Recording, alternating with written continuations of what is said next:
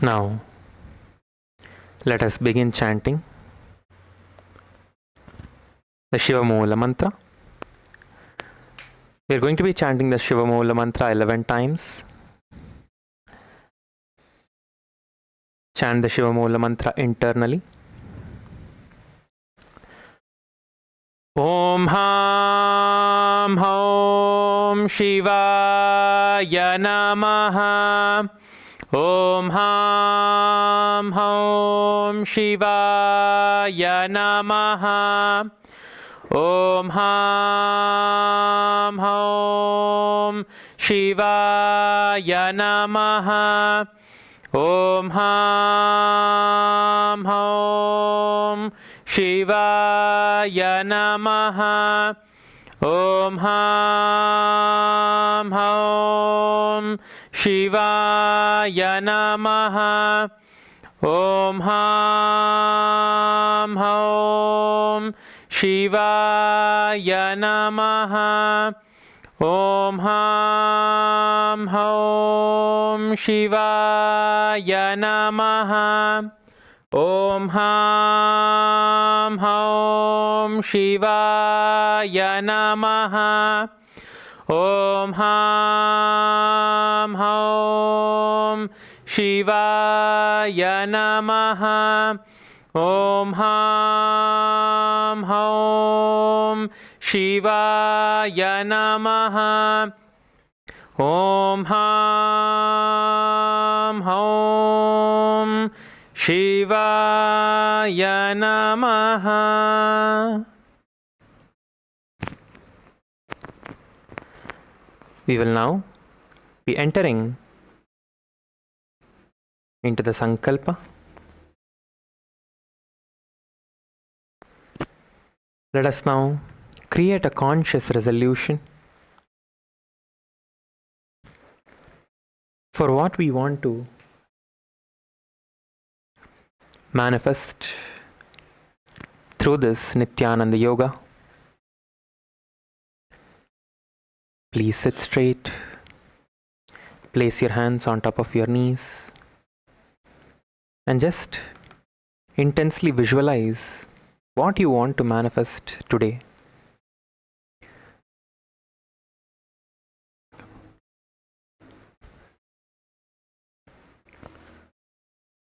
What is it that you are looking to experience through the Nithyananda yoga today?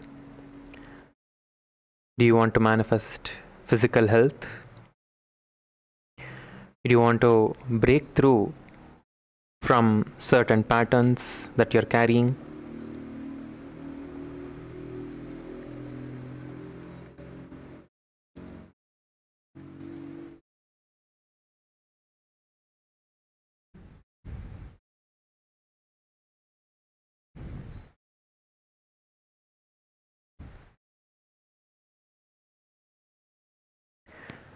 What is it that you truly want to manifest?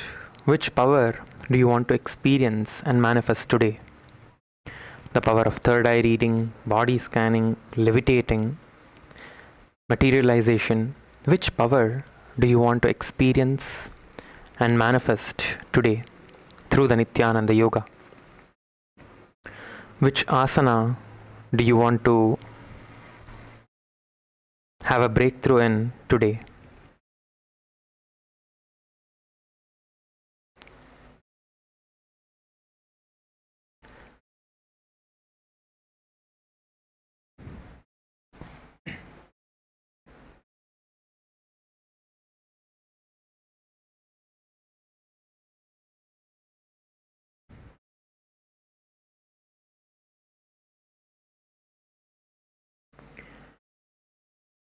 With this conscious resolution, let us begin with the Tattvachamanam. Take 1 spoon of Uddharani. The Uddharani is the spoon that you have along with the ritualistic cup. Take 1 spoon of water with your right hand. With your left hand, place your right hand in the Gokarana Mudra with your index finger bending towards the center of your thumb, center of your palm. Pour the Uddharani of water into your palm. Take one Uddharani of water and pour the water into the center of your right palm. At the end of the mantra that we are going to be chanting, sip the water from the base of your thumb. Om Atma Tattvam Shodayami Swadha. Now sip the water and take another Uddharani of water. Om Vidya Tattvam Shodayami Swadha. Sip the water and take another Uddharani of water. Om Shiva Tattvam Shodayami Swadha. Now wash your right hand with the Uddharani of water and with the base of your thumb wipe your lips from right to left twice. Om Ham Hridayaya Namaha. Now wash your hands again. Now with your index, middle and ring finger touch above the upper lip and below the lower lip. Wash your hands again. Now with your index and thumbs joined together, touch your right nostril, left nostril. Now touch your index and ring finger together and touch your right eye, left eye, right ear and the left ear. Now again wash your hands with an Uddharani of water. Now touch the thumb finger and the little finger together. With this, touch the base of your navel, touch the navel center, the right chest, left chest. Now join all your fingertips together, all the fingertips together. Touch above the head, your right shoulder, left shoulder, and then the heart center. Now again wash your hands. Now clasp your hands and place it on top of your right thigh.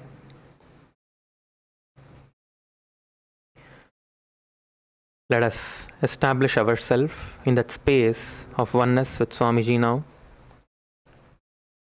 to manifest the conscious resolution that you have created now.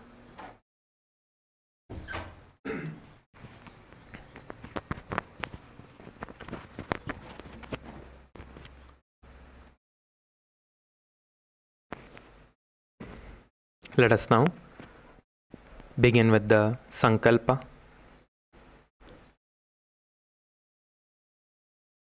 Om Mamopata Samasta Duritakshaya Dwara Bhagavat Shri Nithyananda Paramashiva Prityartam Shri Nithyanandeshwari Paramashiva Shakti Sameta Shri Nithyanandeshwara Paramashiva Prityartam Cha Shubhe Shobhane Muhurte Adhya Brahmanaha Dvitiya Pararde Shri Shvetavaraha Kalpe Vaivasvatamanvantare अष्टाविंशतितमे नित्ययुगे प्रथमे पादे जम्बूद्वीपे भारतवर्षे भरतखण्डे मेरोः दक्षिणे पार्श्वे शकाब्दे अस्मिन् वर्तमाने व्यवहारिके प्रभवादीनां षष्ट्याः संवत्सराणां मध्ये विश्वावसुनाम संवत्सरे उत्तरायणे लक्ष्मीवेङ्कटेश्वर ऋतौ मिथुनमासे शुक्लपक्षे नवम्यां शुभदितौ गुरुवासरयुक्तायां चित्तानक्षत्र परिगयोग भलवकरण एवं गुणविशेषणविशिष्टायाम् अस्यां शुभतिथौ श्री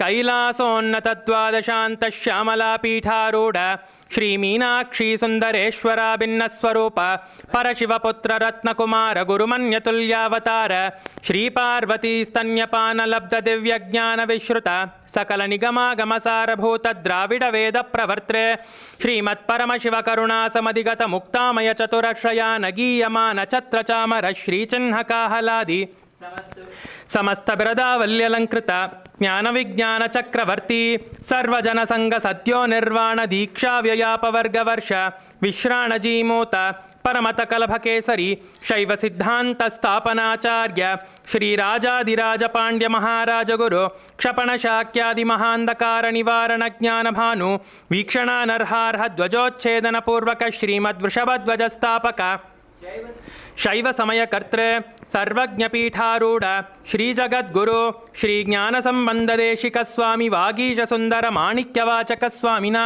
अवतारभूत श्री ज्ञान संबंध स्वामी पुनरुद्धृत श्यामला पीठ सर्वज्ञ पीठ तृणवत्युत्तर द्विशततम गुरु महासन्निधान अरुणगिरि योगीश्वर परंपरागत अरुणाचल सर्वज्ञ पीठ गुरु महासन्निधान कैलास परंपरागत कांची कैलास सर्वज्ञ पीठ त्रयस्त्रिंशदुत्तर द्विशततम गुरु महासन्निधान नित्योत्सव नित्य मंगल नित्य कल्याण नित्यर्जित कैलास परंपरागत आदि कैलास नित्यानंद पीठ महासंस्थान महासिंहासन पीठ कर्त्रे साक्षात् श्री परमशिव समुद्भूत कैलास परंपरागत वैवस्वतमनु इक्ष्वाकु हरिश्चंद्र भगीरथ श्रीरामचंद्र शूरसेन इत्यादि अनवच्छिन्न सार्वभौम चक्रवर्ती परंपरागत चतुष्षष्टि योगिनी मंडित चतुष्षष्टि संप्रदाय प्रवर्तक मनुधर्म शासन सूर्यवंश प्राप्त सर्वज्ञ पीठ सुरांगी साम्राज्य मूर्धाभिषिक्त चूड़ामणि साक्षात् श्री परमशिव समुद्भूत कपिल महागुरु पुनरुद्धृत महानिर्वाणी पीठ अष्टोत्तर सहस्र श्री महामंडलेश्वर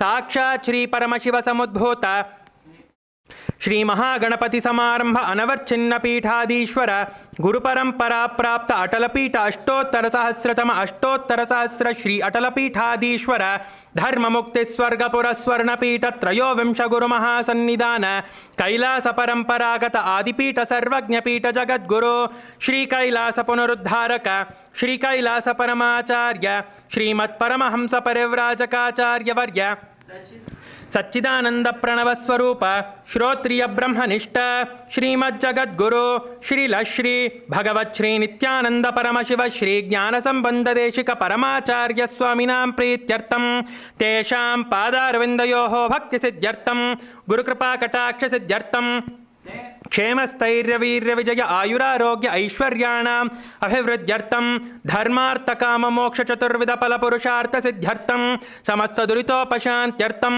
समस्त मंगल अवाप्त्यर्थं भगवत् श्री नित्यानंद परमशिव प्रसादेन सकुटुम्बस्य ज्ञान वैराग्य जीवन मुक्ति प्राप्त्यर्थं पूर्ण आरोग्य युक्त दृढ़गात्र यौगिक शरीर सिद्ध्यर्थं परमशिव शक्ति आविष्करणार्थं नित्यानंद योगाभ्यासं करिष्ये. Now wash your hands with an uddharani of water. Om apaupasprisya. Now place the panchapatram and uddharani aside. The water and the cup and the spoon, please place it a little bit away from your mat. Now let us all stand up on our yoga mats.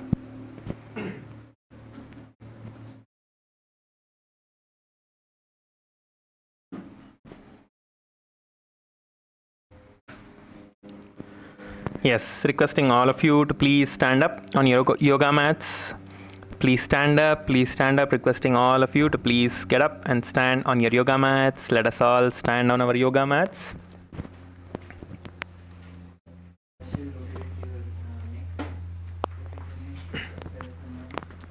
Yes. Now let us start by rotating our head. Start rotating your head in a clockwise direction. Slowly start moving. Start rotating your head slowly and gently. Rotate your head in a clockwise direction.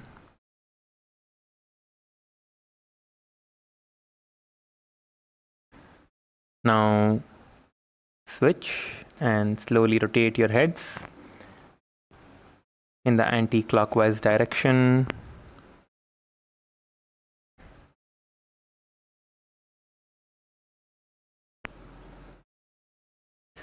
Now bend your head forward. Just use gentle pressure from your hands and just bend your head slightly forward by applying gentle pressure. Do not forcibly push your head forward, just gently press your head forward, feeling that stretch in your neck muscles. Now same way, push your head towards the back and stretching yourself towards back, stretching your head a little back, feeling the stretch in your neck again. Now turn your head to the side. You can also use gentle pressure with one of your hands for this.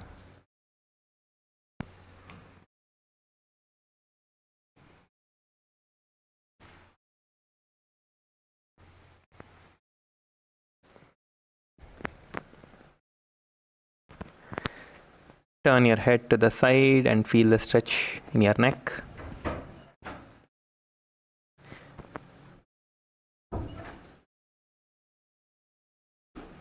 Now look from side to side. Do not turn your body, just turn your neck. Turn your face to the side and to the other side, to the right side and then the left side. Look towards the both sides. Try to reach as back as you can. Gently try to look as much back as you can without turning your entire body.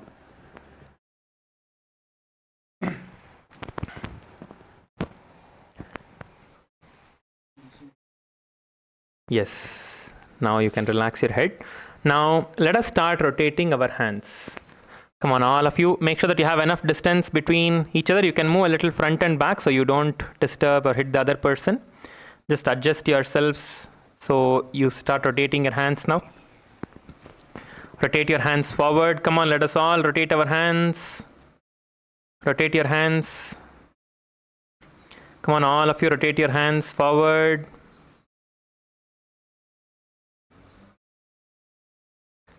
Come on, faster, faster. Rotate your hands forward. Nicely feel a stretch and the burn in your shoulders. Yes, now you can rotate your hands towards the back. Rotate your hands backwards, giving nice, relaxing your shoulders.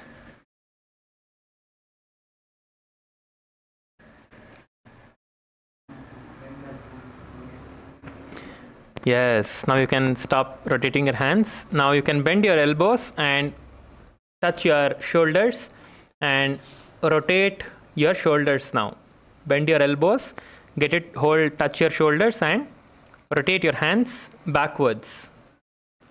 When you come forward, your elbows should touch together. You try to touch your elbows together when you come forward. When your elbows are coming in front, try to touch them and take them back as much as you can. Stretch them out nicely when you're taking them back as well. Nicely stretch them out. Yes. Now you can rotate them forward. Rotate your elbows forward now.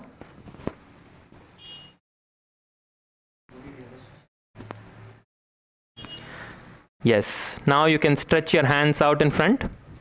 Stretch your hands out in front of you and make a fist. First make a fist and rotate your wrists. Let us rotate our wrists inwards. Rotate your wrist. Rotate your wrist in the other direction.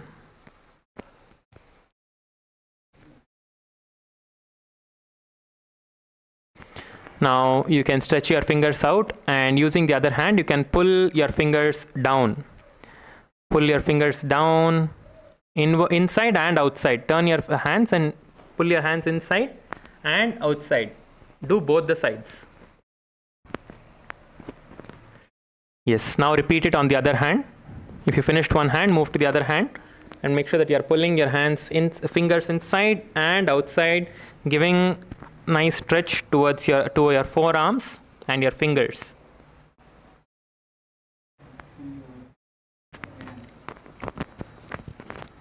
Yes. Now we can relax our hands and start swinging from side to side. Keep your legs steady and swing from right to left. Just move your upper body. Let your hands loose. Let your hands completely loose and just with the momentum move your upper body. Nicely stretch your upper body and move your upper body around. Nicely stretching your lower back. Do not turn your legs. Keep your legs in the same place. But just move your upper body to the right and to the left. Move your upper body to the right and to the left. Nicely stretching your back.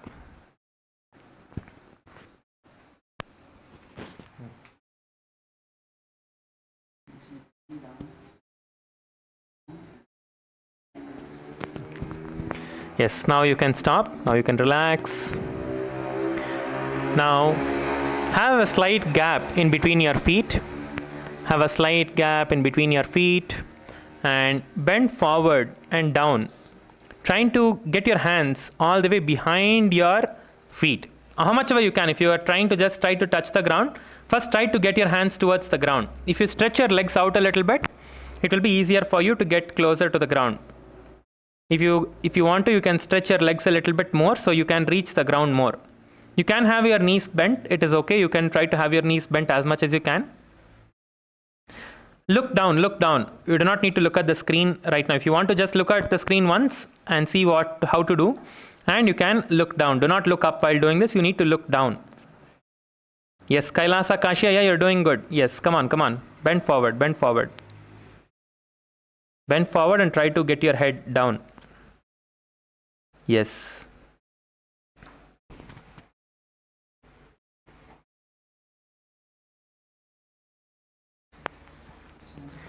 Yes. Now you can stand up and let us stretch our hands all the way to the top. You can lock your hands together and interlace your fingers and stretch yourself all the way.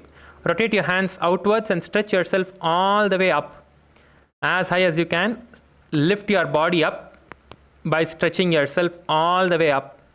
Give a nice stretch to your back, the sides of your body. Nicely reach the sky. Try to reach the sky with your hands without jumping. Just try to reach the sky with your hands. And from here we are going to be tilting towards the left side, nicely stretching our body to the left side as much as you can, and coming back up and repeating the same on the right side. Let us repeat this a couple of times. First to the left, nicely stretch to the left, and then to the right. Turn towards the right and stretch towards the right. As much as you can. You don't need to stretch or force yourself to stretch. As much as you can, just stretch. Yes.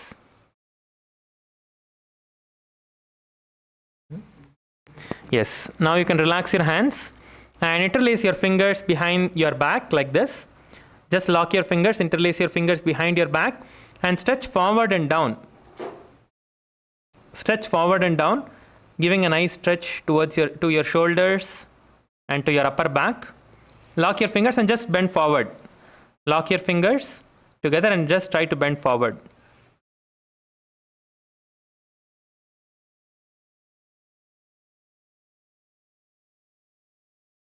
Yes, good, good, good. Nice.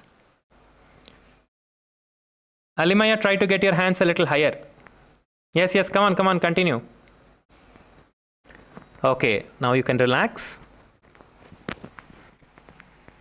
Yes, now place your hands on your hips and we are going to be rotating our hips now. Rotate your hips on one side and then on the other side.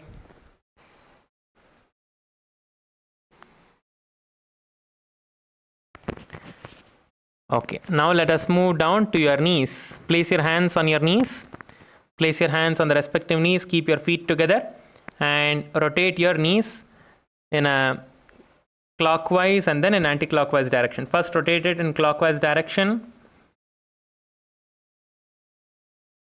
Rotate both your knees in clockwise direction. Kailasa, Kashya, yeah, rotate it in one side. Rotate both your knees in one side.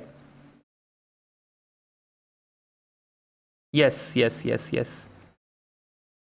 Correct, correct, correct. Now it is better. Yeah, now it is correct. Yes, good.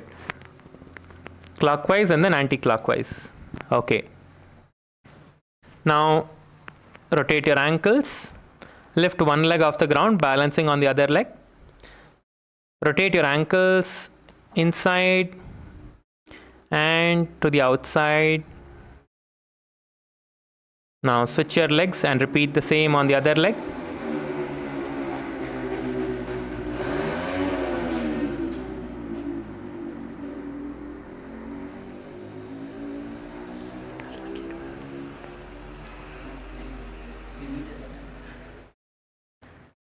Yes. Yes. Now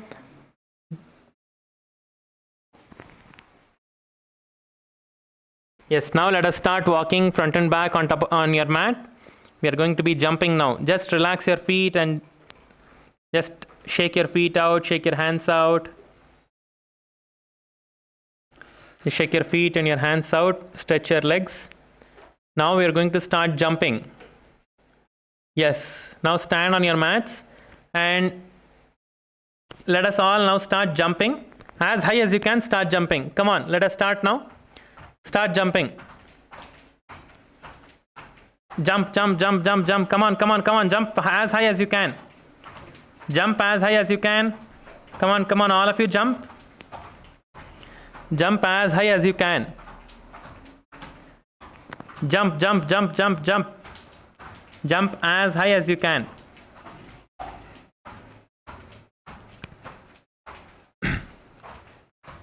Yes, 30 more seconds. Come on, jump, keep jumping. Be intense in jumping. Jump, jump higher.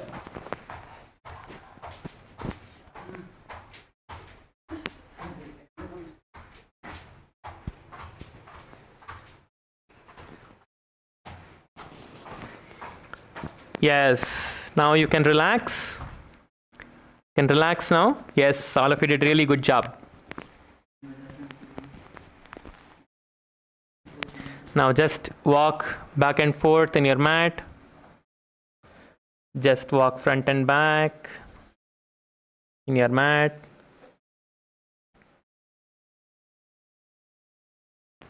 We are going to be entering into the skeleton dance.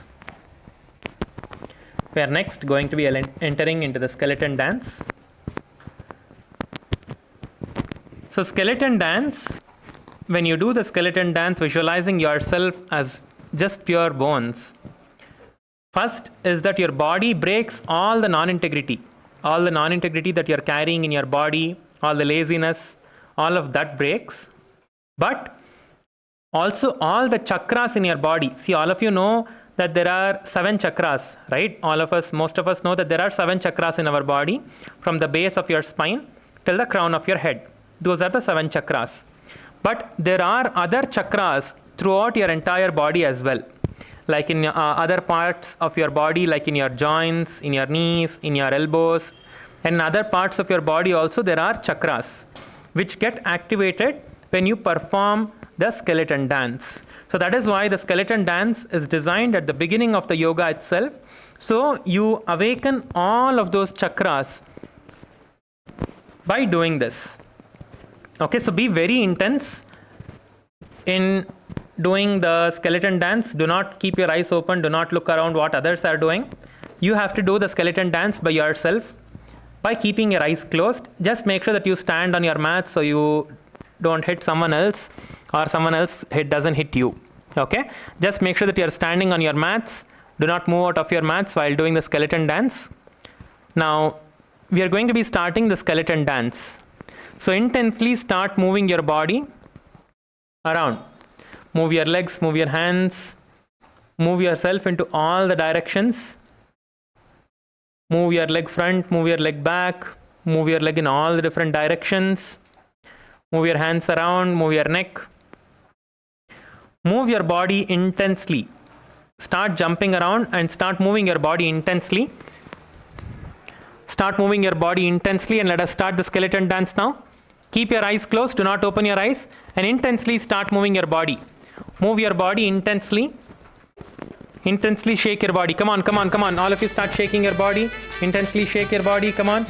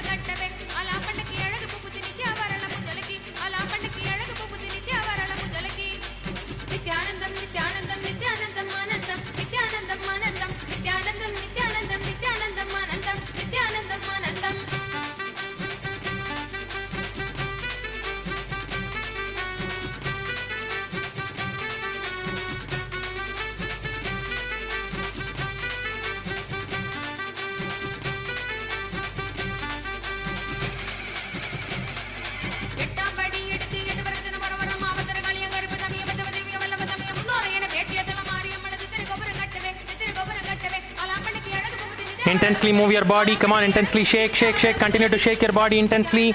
We have a few more seconds. Intensely move your body around. Intensely shake your body. Come on, come on, come on. Intense, intense. Be more intense. Move your body in all the directions. Move your hands, move your legs. As though there are 5 snakes moving all around. Move your body intensely in all the different directions. Come on, come on. Kailasa, Kashi. Yeah, please get up. Continue, continue. Shake your body intensely. Move your body and shake your body intensely.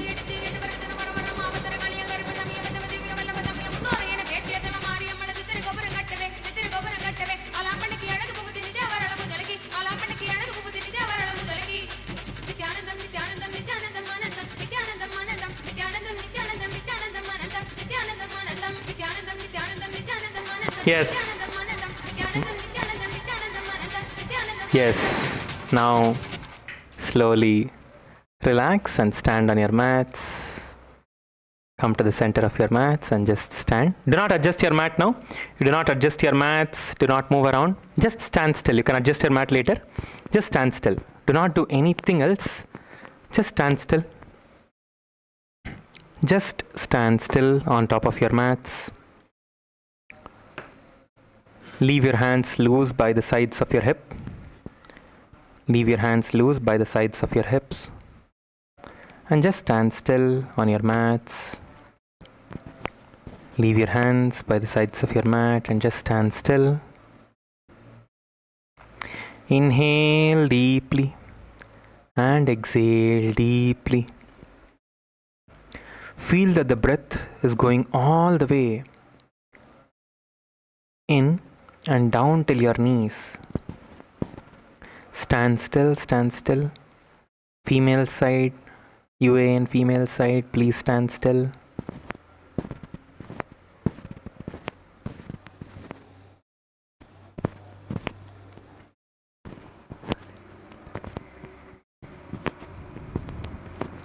Just stand still. Unclutch from all the irritations. Unclutch from all the thoughts, the patterns, whatever is raising up inside you. Unclutch from all of them.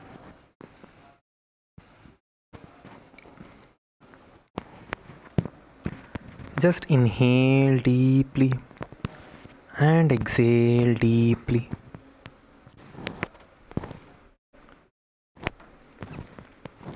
See that the breath is going down till your knees.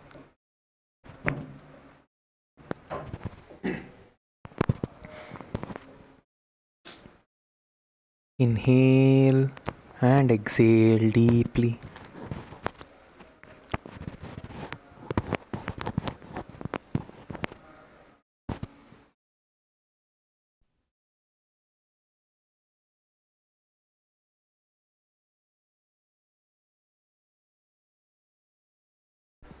Yes. Now, you can all be seated on your mats. Please sit down. Please settle down on your yoga mats.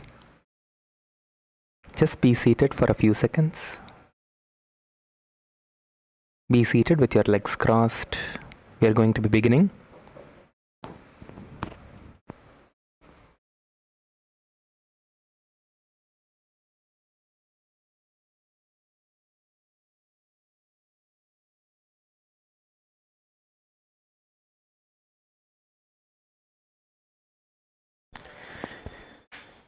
Yes, the first asana today we are going to be doing is the Bhairanganathasana.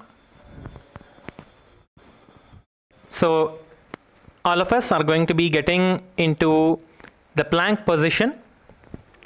All of you please get into the plank position now. All of you please get into the plank position. We are going to be beginning the Bhairanganathasana.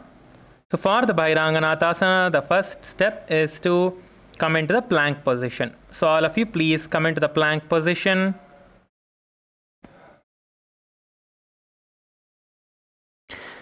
So once you come into the plank position, you are going to be taking your right leg all the way up and above your shoulder and in front of your hands.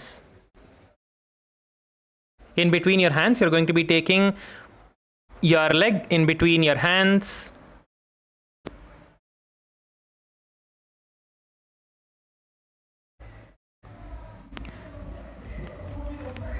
Place both your legs.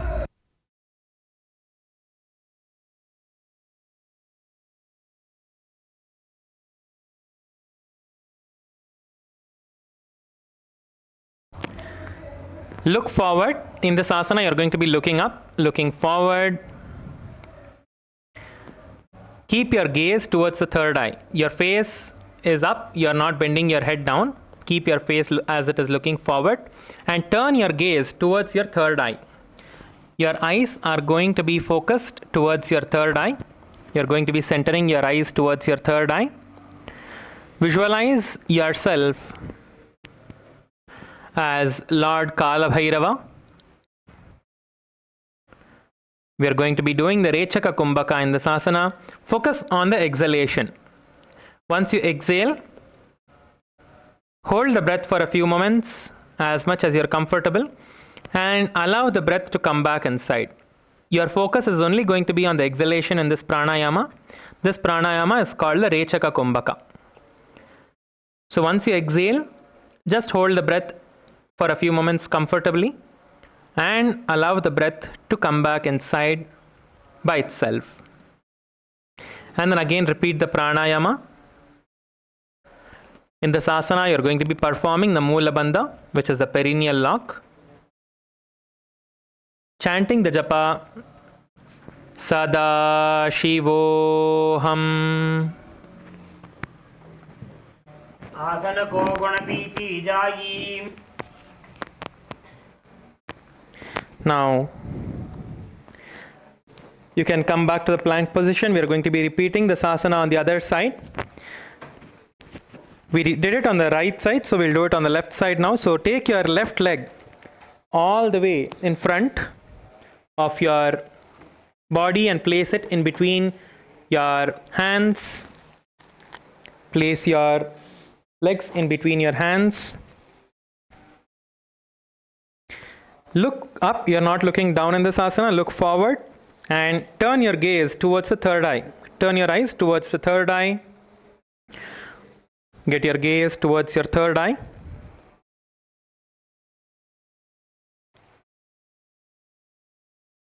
Visualize yourself as Lord Kala Bhairava in your inner space. Continue to perform the Rechaka Kumbhaka. Try to get your hips down towards the ground. Try to push your hips towards the ground. If you're up, try to get your hips down towards the ground. But your knees are off the ground. You're not touching the knees to the ground. Knees off the ground. Look forward. Keep your gaze towards the third eye. Visualize Lord Kala Bhairava. Continue to perform the Rechaka Kumbhaka and the Moola Bandha, chanting the japa Sadashivoham. Asana ko gunapiti jayi.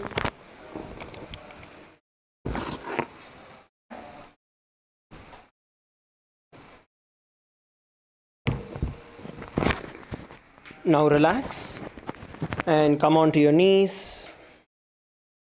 Relax and come onto your knees. The next asana that we're going to be entering into is going to be the Unmukha Pitasana.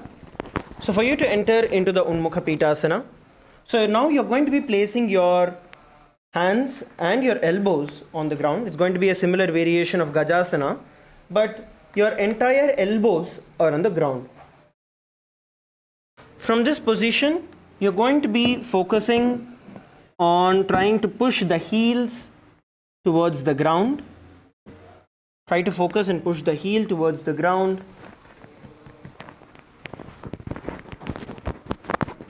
As you perform the Unmukha Pitasana.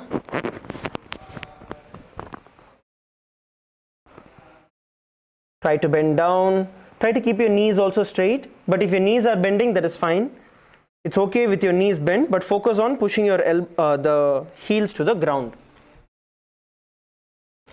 Now, while doing this, You're going to be visualizing Swamiji in your inner space and the internal japa. Sadashivoham. भून्यस्थौ जानुनी हस्तौ चतुष्पदमवाङ्मुखम् उत्थापिताङ्घ्रियुगलकटिस्थलमभिरुका. And relax. The next asana that we are going to be entering into is going to be Vashishtasana. So for us to enter into the Vashishtasana position, this is going to be basically a side plank. Okay, so you're going to be going down onto your side. From a plank position, you're going to turn yourself towards the side and try to place one foot on the ground and the other on top of it.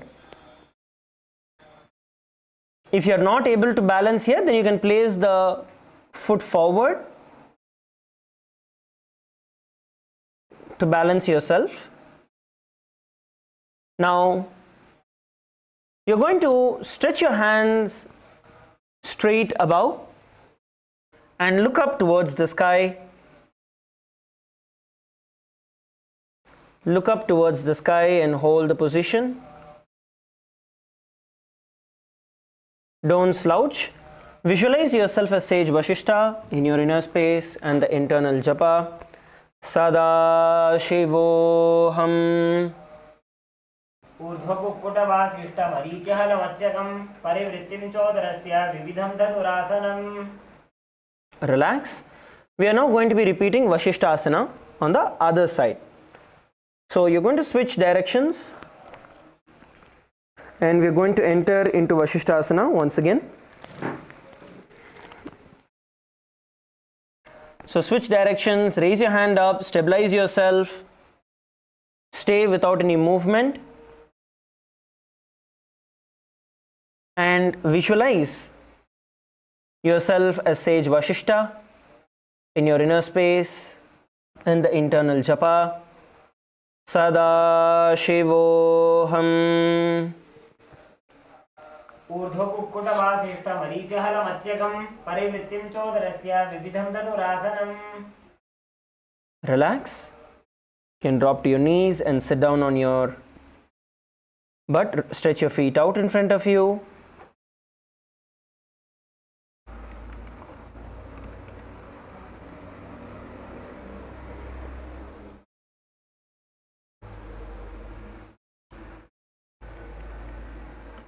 Just stretch your feet out in front of you.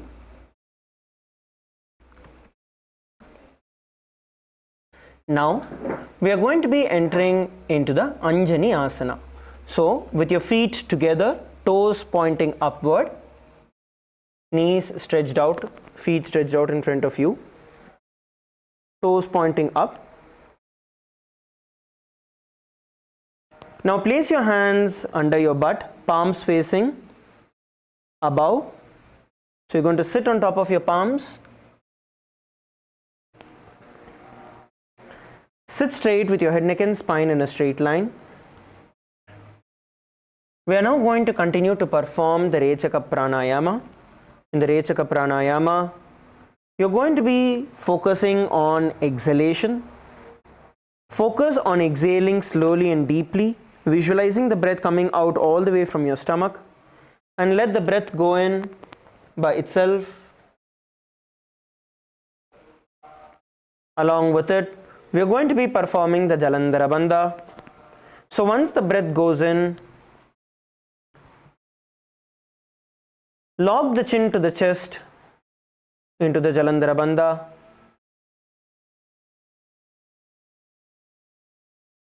And then release and slowly exhale.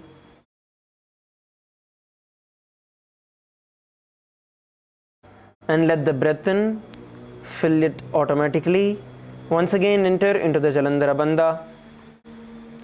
Continue to perform the Rechaka Pranayama along with the Jalandhara Bandha and visualize yourself as Lord Hanuman in your inner space. Please visualize yourself as Lord Hanuman in your inner space and the internal japa. Mahasadashivoham. दोगो कर की उभय हथेली कोरबारिली मैले भेली सो आगाने भूपरिदाशे वाहाने अंगुली मिली राशे. Slowly, you can release yourself from the Jalandhara Bandha. We are next going to be entering into pashimatanasana. So for this, we are going to pair up. So in pashimatanasana, we are going to be bending forward and down by holding on to our big toes with our prana mudra, which is your index and middle finger. Prana mudra is your index and middle finger. So with that, you're going to hold on to your big toes and pull yourself towards the ground. So the partner who is going to be assisting you, you're going to apply pressure, pushing down, bending forward. Yes, I request all of you to please partner up. All the Kailasavasis, please ensure all the participants are partnering with each other while doing this. Please partner up. When you partner, it gives a lot more pressure that is required for you to bend down and hold. All of you who are supporting also, please see how we are doing it. Okay, you're going to stand from the back and then you're going to apply pressure onto the lower back. Okay, just pushing the person forward and down.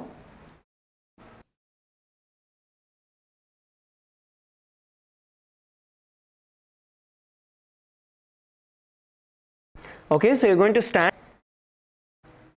If you have done, then you can switch partners and repeat.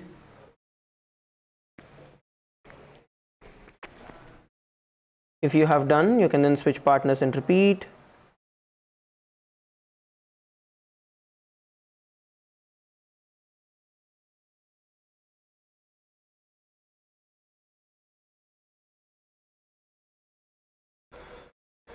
Bend down and hold.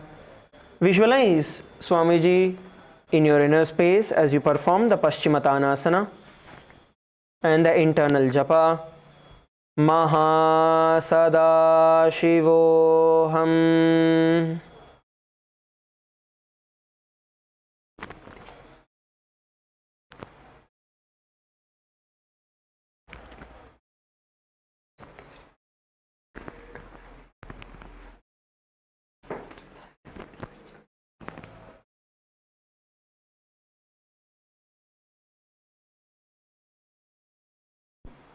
जानो परिललाटन्तो पश्चिमं तानमुच्यते येन केन प्रकारेण सुखं धार्यं च जायते. The next asana we are going to be entering into is going to be Ugrasana. So for us to move into the Ugrasana, what you're now going to be doing is you're going to be interlocking your hands behind your neck. Interlock your hands behind your neck. From here, you're going to bend forward, arching your back, rounding your back.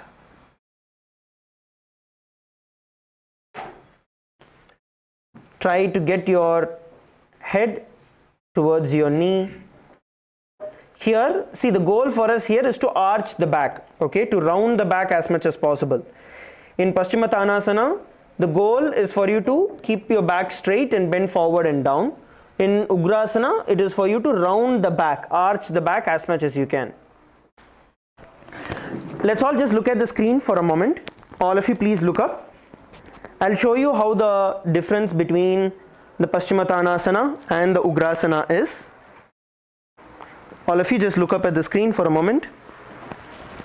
So in pashimatanasana, what happens is that your back is straight, okay, and you're bending all the way from your hip. So you bend down with your back that is flat. So this is pashimatanasana, where your back is flat and then you bend down. So you bend all the way from your hips. Now when you do this, your forehead automatically comes beyond your knee and all the way to your calf muscles which are there.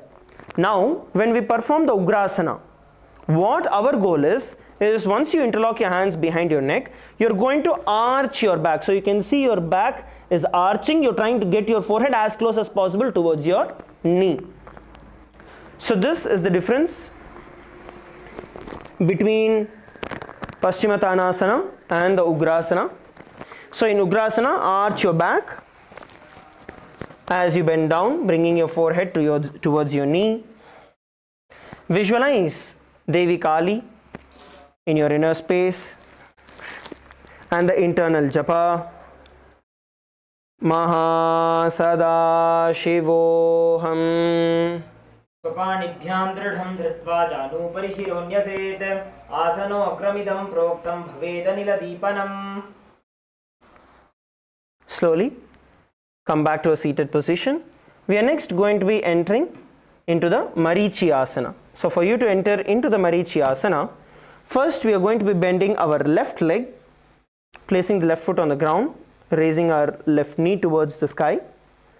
Now you're going to wrap your arm, the left arm, around your left leg and hold on to it with your right hand from behind and bend forward and down, bringing your forehead towards your knee. Bringing your forehead towards the knee, bend forward and down, bringing your forehead towards the knee, and hold the position.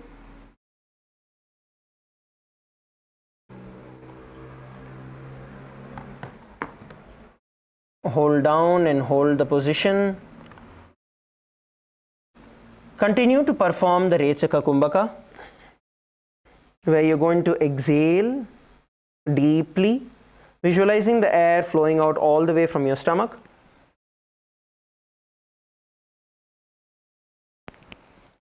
And then let the air go in by itself. You're going to visualize yourself as sage marici in your inner space and the internal japa. Mahasada-shivoham. उत्तानपादं क्रौञ्चं च मरीचिं वीरभद्रकं नटराजं त्रिकोणं च सुप्ताङ्गुष्ठप्रसारणे. Now slowly you're going to come back to a seated position. Drop your left knee towards the side. Okay, drop your left knee to the side, bring your left foot closer to your perineum. Now once again we are going to be bending all the way forward, interlocking our hands around our feet and bend forward and down. Bend forward and down.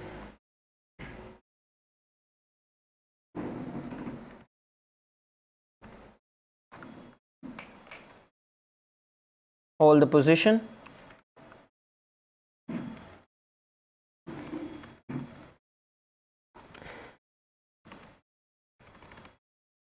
Hold the position. You're going to continue to perform the Rechaka Kumbhaka, where you're going to focus on the exhalation.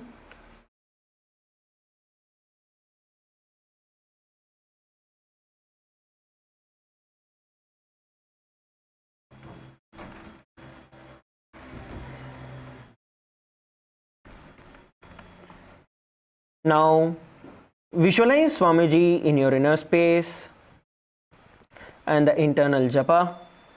Mahasada-shivoham. महामुद्रां प्रवक्ष्यामि तन्त्रेऽस्मिन् मम वल्लभे यां प्राप्य सिद्धा सिद्धिं च कपिलाद्याः पुरागताः. Slowly raise up.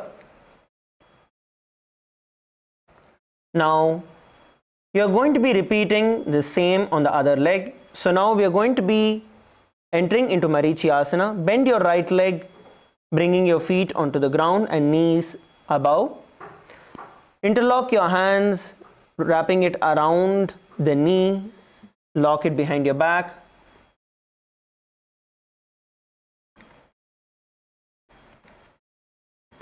And you're going to bend forward and down.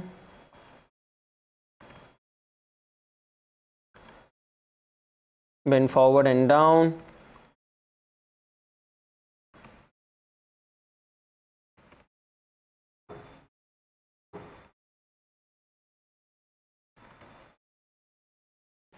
Hold the position.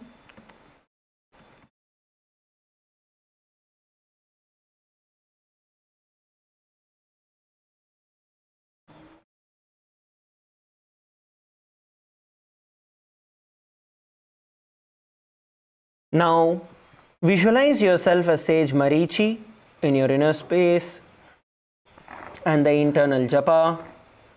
Mahasada-shivoham.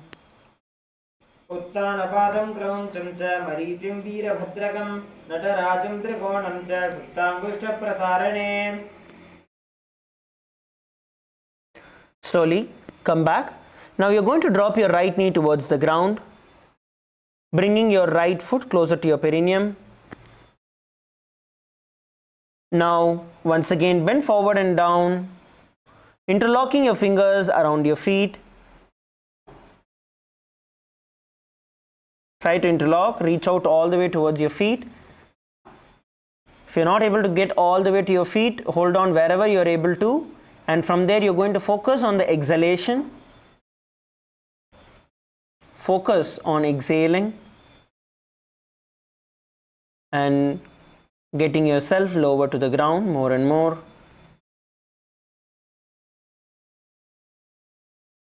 Visualize Swamiji in your inner space and the internal japa. Mahasada-shivoham. महामुद्रां प्रवक्ष्यामि तन्त्रेऽस्मिन् मम वल्लभे यां प्राप्य सिद्धा सिद्धिं च कपिलाद्याः पुरागताः. Relax. Now come back to a seated position. Stretch both your feet out. Just stretch both your feet out and shake it out, relax it.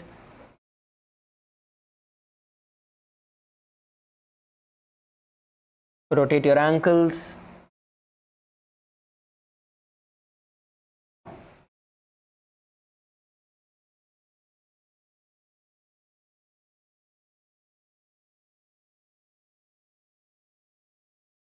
Okay, yes.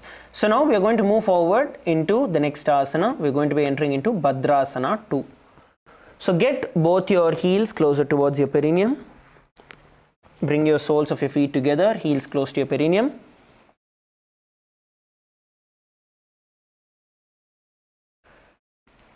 Interlock your fingers around your feet and try to flap your thighs so you push your knees all the way towards the ground.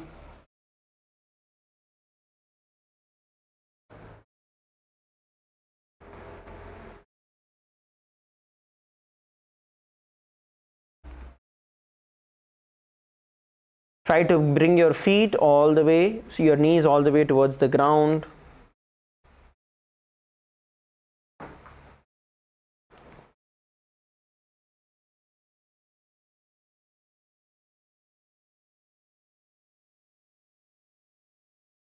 Now visualize Swamiji in your inner space. Bring your gaze towards your nose.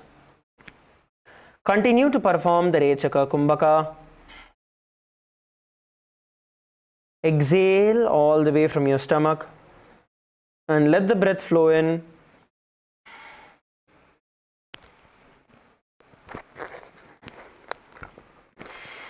Now have the internal japa.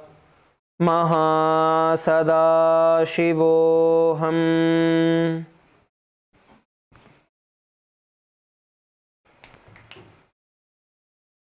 गुल्भौ च वृषणस्यादः सीवन्त्याः पार्श्वयोः क्षिपेत् पादपार्श्वे तु पाणिभ्यां दृढं बद्ध्वा सुनिश्चलम्. Relax. The next asana we are going to be entering into is going to be Gwali Pavasana. So from Badrasana position, you're going to extend your feet a bit further from your body. Keep the toes together, heels apart, and keep your knees open. So you're going to form a diamond shape. Okay. Now place your hands on your respective knees.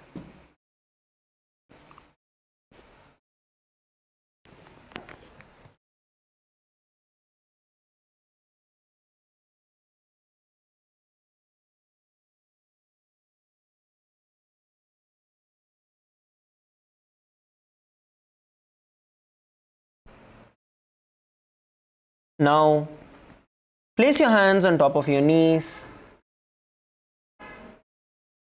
Kailasa Kashi, Sit straight. Continue to perform the Rechaka Kumbhaka. Focus on exhalation, exhaling all the way from your stomach.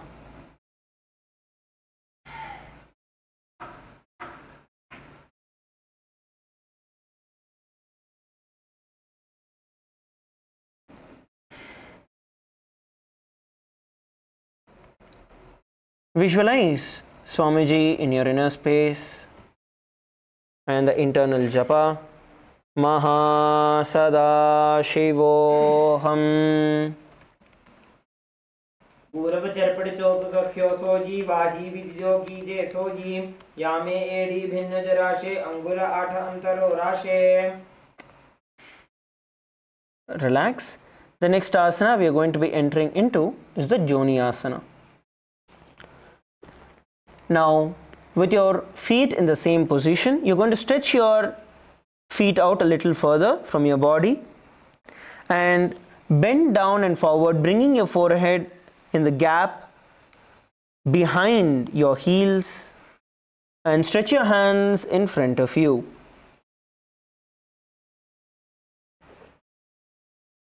So you want to try and get your forehead behind your heel. And if your knees are slightly bent and lifted towards the top, that is fine. Try to bend forward and down and hold the position.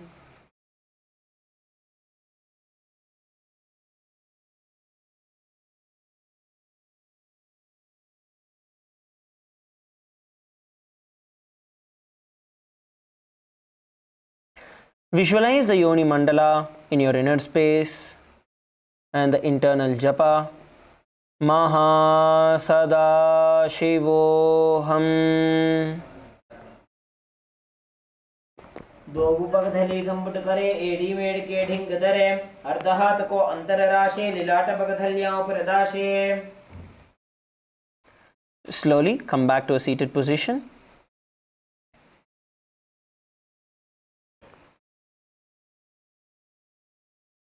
Now we are going to be bending forward and down into the same position as earlier, and instead of stretching our hands in front of us, we are going to be stretching our hands towards the side. So bend forward and down, bringing your forehead behind your heels, and stretch your hands towards the side. Bend down.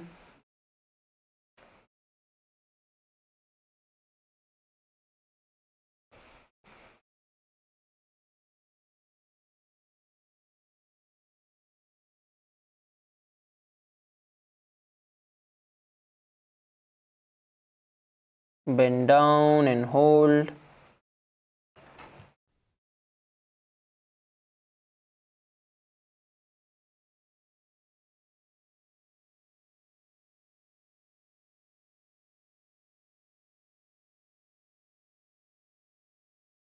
Now visualize Swamiji in your inner space and the internal japa.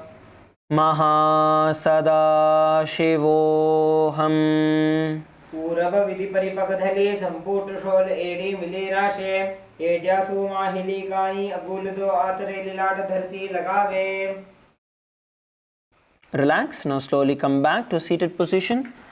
Now we are going to be entering into the siddha samadhi asana. So for you to enter into the siddha samadhi asana, first thing you need to do, get your heels closer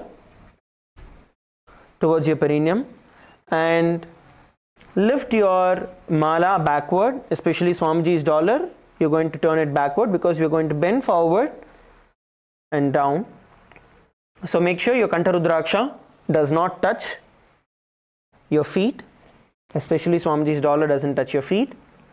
Now you're going to insert your hands under your calf muscles. Insert your hands under your calf muscles. And you're going to bend down, bringing your chin in front of your toes. So you're going to bring your chin in front of your toes.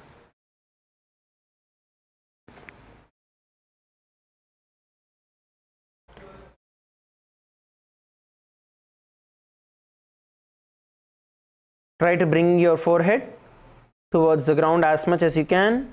Those of you who are able to, bring your chin in front of your toes and hold.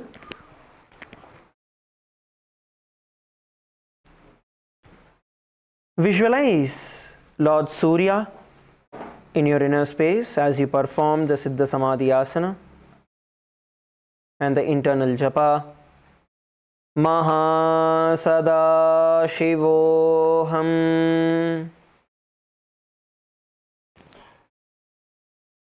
Purav Vidhi परिपकधले संपूट shawl AD मिली राशे एड्यासु माहिली कानी अगोल दो आतरे लिलाट धरती लगावे. The next asana we are going to be entering into is going to be Chinaki Pavasana. Now get your heels together, feet together, get it as close as possible towards your perineum again.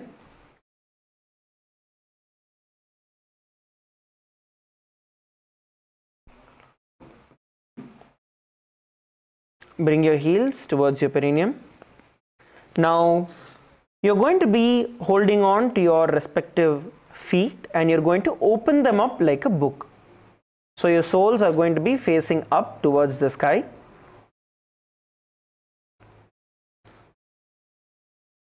Bringing your elbows on top of your thighs and bend forward.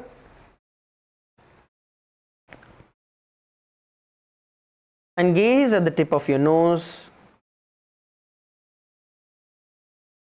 Hold on to your feet and try to open them up like a book. So the soles of your feet face the sky.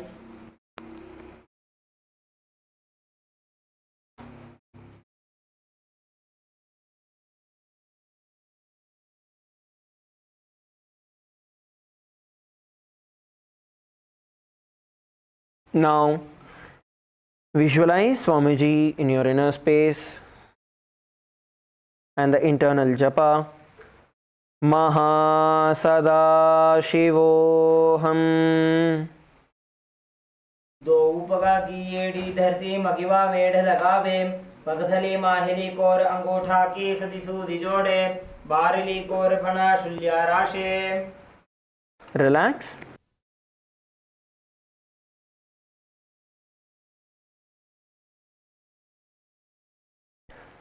The next asana we are going to be entering into is going to be the Charapata Chokasana.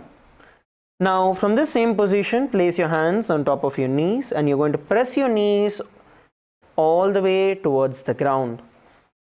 So try to get your heels as close as possible towards your perineum and place your hands on your knees and push them towards the ground. Apply pressure and push them towards the ground. Now we are going to perform the Rechaka Kumbhaka along with the Uddiyana Bandha, which means we are going to be exhaling forcefully and getting our stomach in and up into the Uddiyana Bandha. Hold as comfortably as possible and then relax and let the breath flow in automatically. Once again repeat by exhaling deeply and forcefully and pull your stomach in and up. Continue to perform the Rechaka Kumbhaka along with the Uddiyana Bandha.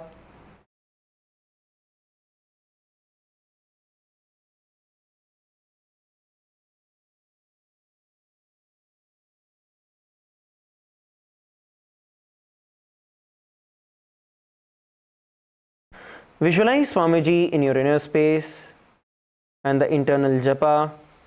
Maha Sada Shivoham. दो उपगथली संपुट धारे आगा ने कर jar बसारे घोड़ा भूसौ लगता राशे हाथ दो वो घोड़ा परिदाशे. Relax. The next asana we are going to be entering into is the Bhairavasana. For you to enter into the Bhairavasana, now you're going to be holding on to your feet. So you're going to insert your hand under your ankles, hold on to your feet and pull them towards you. You're going to pull your feet all the way towards you.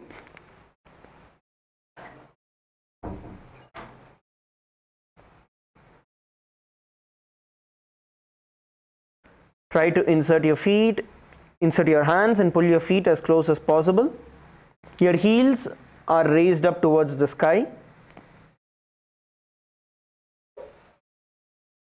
And your feet are pulled closer to you.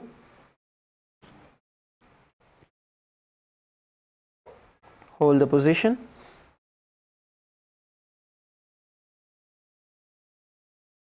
The more we practice this, we'll be able to perform it. So try to pull as much as you can.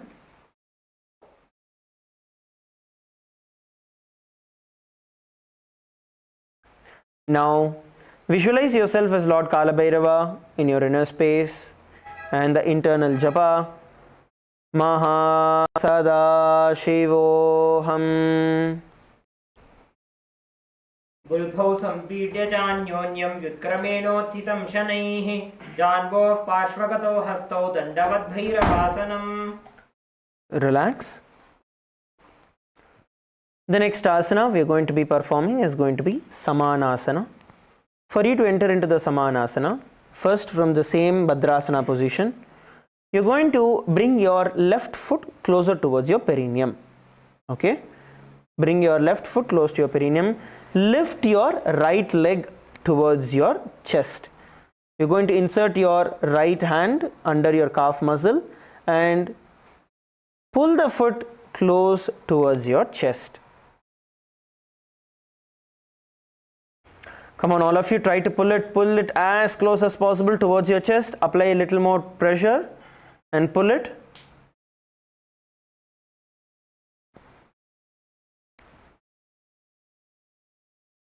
Pull and hold.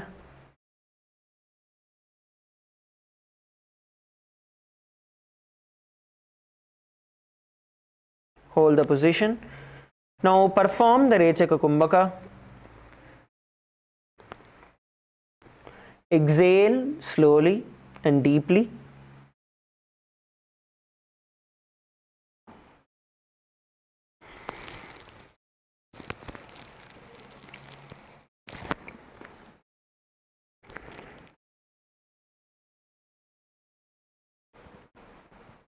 Now visualize Swamiji in your inner space and the internal japa. Maha Sadashivoham. समानासनमावक्षे सिद्धमन्त्रादिसाधनात् एकपादमुरौ दत्त्वा गुह्योऽन्यलिङ्गवक्त्रके. Now you're going to raise your the right foot all the way up towards your shoulder. Try to lift it as high as you can. If you're able to take it all the way to your shoulders, that is great. If you're not able to take it till your shoulder, try to get it as high as you can. Maybe on your elbows or on your arms, wherever you're able to get it. Raise it as high as possible. Now, place both the hands beside your hips and stretch your left leg forward. Stretch your left leg forward, toes pointing up. Come on, every one of you, stretch your left leg forward, raise your left leg up towards the sky. Visualize Swamiji in your inner space and the internal japa. Maha Sadashivoham. केवलं पादमेकं च स्कन्धे चारोपि यत्नतः एकपादेन गगने तिष्ठेत दण्डवत् प्रभो. Relax. You can drop your feet. We are now going to repeat the Samanasana and the Apanasana on the other side. So this time you're going to be bringing your left foot closer towards the right foot close to your perineum and raise the left foot, bringing it close towards your chest.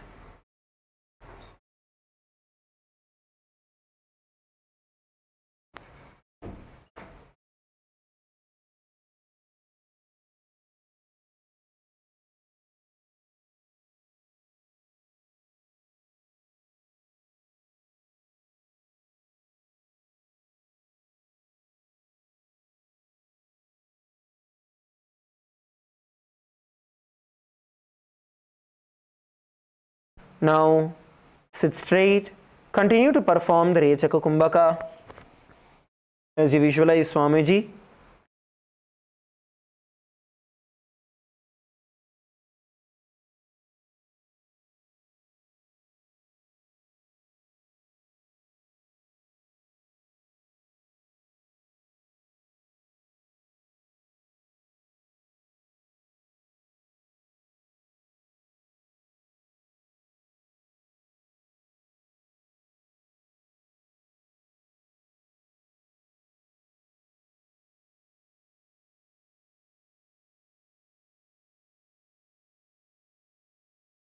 Have the internal japa Maha Sada Shivoham. Samanasana Vakshe Siddha Mantrati Sadhanat Ekapadamuru Tattva Guhyonyallinga Vaktrake.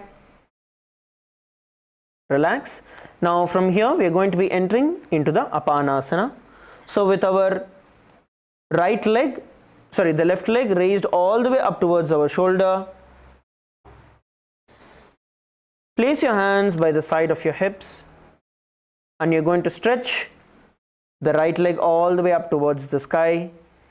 So place your left leg as high as possible towards your shoulder and stretch your right leg forward, toes pointing up towards the sky.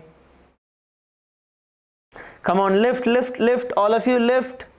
Lift your right leg, lift it off the ground. Visualize Swamiji in your inner space and the internal japa. Maha Sada Shivoham. केवलं पादमेकञ्च स्कन्धे चारोपि यत्नतः एकपादेन गगने तिष्ठेत दण्डवत् प्रभो. Relax. The next asana is going to be Gomukhasana. So stretch both your feet forward and settle down.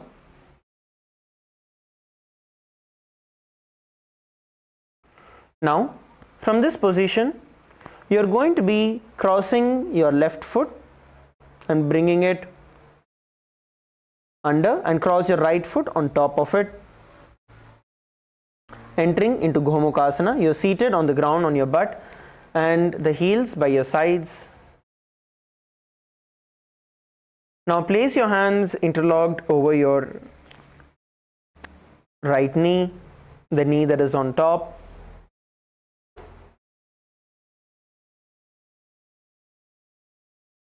Sit straight.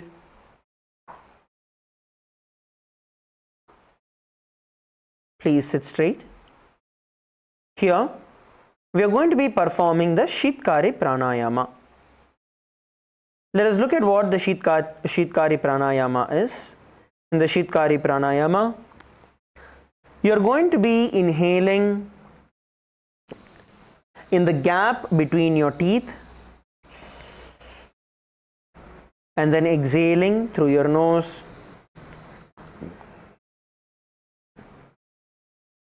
Continue to perform the Shitkari Pranayama. Inhale through the gap between your teeth and then exhale through your nose. While you are doing the Shitkari Pranayama, you are going to visualize the face of a cow in your inner space.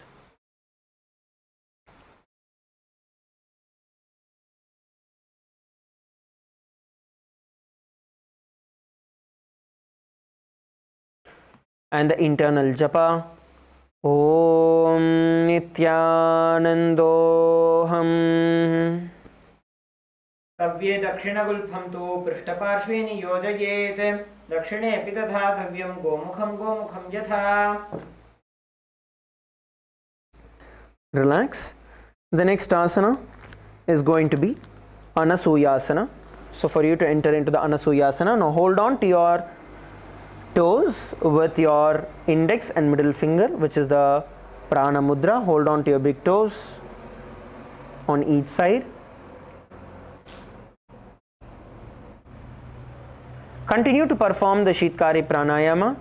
Along with the Shitkari Pranayama, we are going to be performing the Uddiyana Bandha, which means once we inhale through the gap between our teeth, we are then going to forcefully exhale through our nose and pull our stomach in and up into the Uddiyana Bandha.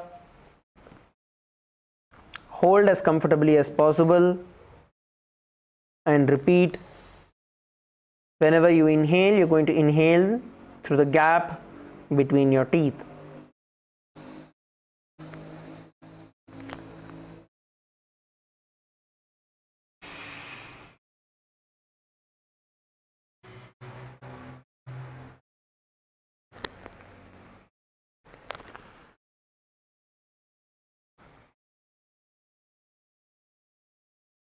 Now visualize yourself as Rishika Anasuya in your inner space and the internal japa.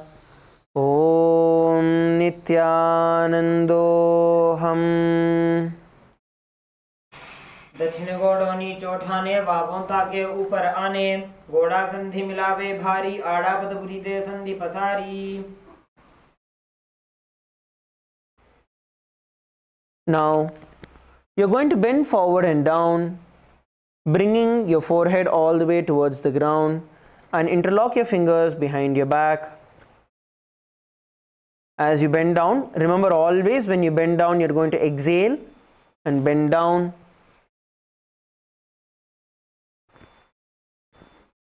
Bend forward and down as you exhale.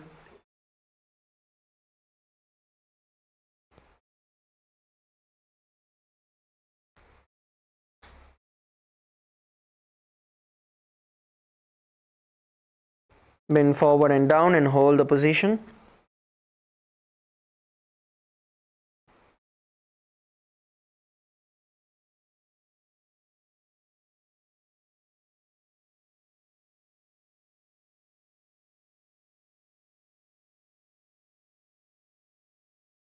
Now visualize yourself as Rishika Anasuya in your inner space and the internal japa. Om Nithyanandoham. जीमणा गोदा की संधि उपरिडा वा गोड़ा की संधि मिलाई राशे गोड़ा से उले पकथल्यालो आड़वाई सूधा राशे.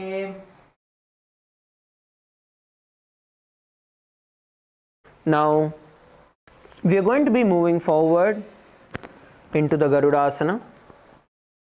So for us to enter into Garudasana, you are now going to bring your right leg to the side and bring your left foot closer towards your perineum and hold on to your respective knees.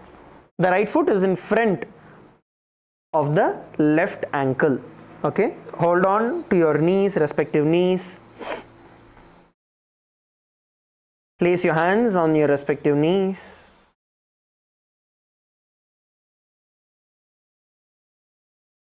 Continue to perform the Shitkari Pranayama. Inhale through the gap between your teeth.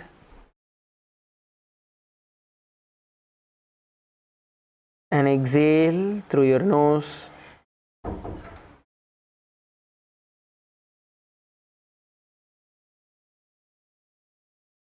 Continue to perform the Shitkari Pranayama.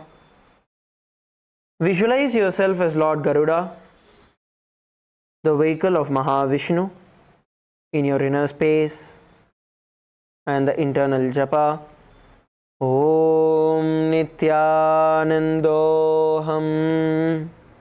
तापोपकमोड़ी येड़ी माहिलो गुल्फमूलद्वारिणी चैदे वैसे जी मणिपकथली धरती टेकी गोड़ो ऊंचो उभौ राशे. Now from this position, bring your left foot under your butt. So you're going to sit on your left heel and twist yourself towards the right, bringing your elbows onto the other side of the right knee. Interlock your hands behind your head and twist yourself towards the other side and try to bring your elbows together. Try to bring your elbows together. Keep your elbows together once you twist.